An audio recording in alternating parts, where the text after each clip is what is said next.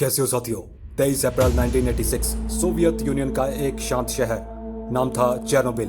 एक ऐसा शहर जहां लोग हंसते थे, बच्चे खेलते थे और जिंदगी बिल्कुल सामान्य थी। लेकिन किसी को नहीं पता था कि सिर्फ 3 दिन बाद यह शहर इतिहास का सबसे खौफनाक नाम बन जाएगा। एक ऐसी रात जिसने पूरी दुनिया को हिला दिया। और सबसे डरावनी बात, लोगों को पता ही नहीं था कि मौत हवा में घुल चुकी है। अब आप सोच रहे होंगे, भाई हवा में मौत कैसे घूम सकती है? क्या मौत ने भी ओला कैब बुक कर ली थी? नहीं दोस्तों, यह था रेडिएशन। एक ऐसा जहर जो दिखता नहीं, महसूस नहीं होता, लेकिन धीरे धीरे इंसान को अंदर से खत्म कर देता है। 26 अप्रैल 1986 रात के ठीक 1:23 चेरनोबिल न्यूक्लियर पावर प्लांट के रिएक्टर नंबर 4 में एक टेस्ट चल रहा था। वैज्ञानिकों को लगा सब कंट्रोल में है, लेकिन कभी कभी इंसान की सबसे बड़ी गलती होती है, ओए कुछ नहीं होगा। और वही हुआ। अचानक इतना भयानक धमाका हुआ कि पूरा रिएक्टर फट गया। आसमान में आग की लपटें उठी और साथ ही उठी एक ऐसी तबाही जिसे कहते हैं रेडियो एक्टिव धूल, जो हवा के साथ पूरे शहर में फैलने लगी। लेकिन सबसे डरावनी बात, सरकार ने लोगों को कुछ नहीं बताया। सुबह लोग उठे, बच्चे स्कूल गए, लोग ऑफिस गए, शादियां हुई, लोग पार्क में घूमते रहे जैसे कुछ हुआ ही नहीं। उधर फायर फाइटर्स को बुलाया गया, उन्हें सिर्फ इतना बताया गया, आग लगी है, बुझानी है। किसी ने नहीं बताया कि वो आग नहीं, मौत थी। वे बिना किसी सुरक्षा के सीधे रिएक्टर के पास पहुंच गए। कुछ ने अपने हाथों से जलते हुए ग्रेफाइट को उठाया। उन्हें लगा यह सिर्फ कोई पत्थर है, लेकिन वो पत्थर नहीं था, वो मौत का टुकड़ा था। कुछ घंटों बाद उनकी त्वचा जलने लगी, उल्टियां शुरू हो गई, आंखें लाल, शरीर टूटने लगा। डॉक्टर भी डर गए, उन्होंने ऐसा कभी नहीं देखा था। एक फायरमैन ने अपनी पत्नी से कहा, मुझे बस थकान लग रही है। लेकिन वो थकान नहीं थी, वो उसकी जिंदगी का आखिरी दिन था।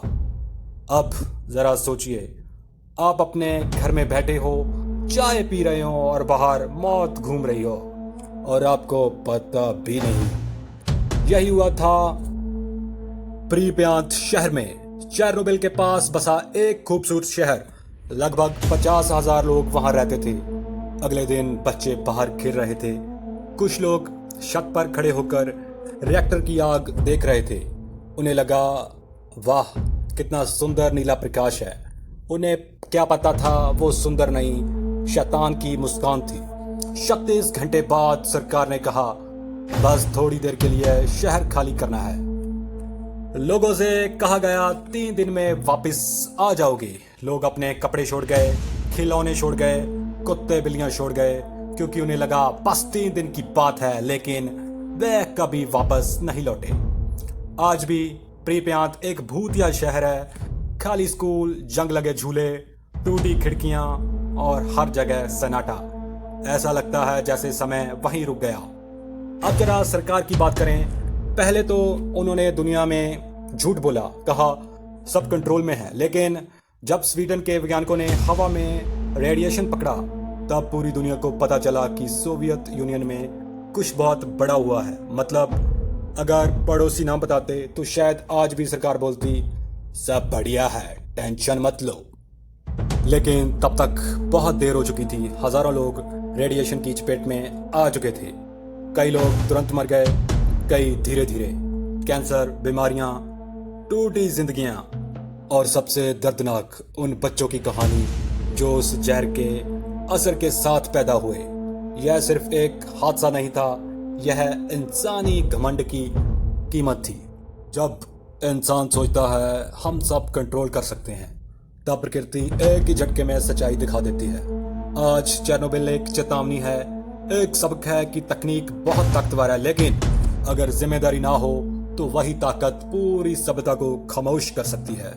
और शायद सबसे डरावनी बात यह नहीं कि रिएक्टर फटा था, सबसे डरावनी बात यह थी कि लोग आखिरी पल तक यही मानते रहे, सब ठीक है।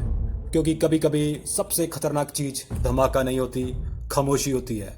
और चेरनोबिल आज भी उसी खामोशी में चीख रहा है। हमें याद रखो ताकि फिर कभी ऐसा ना हो।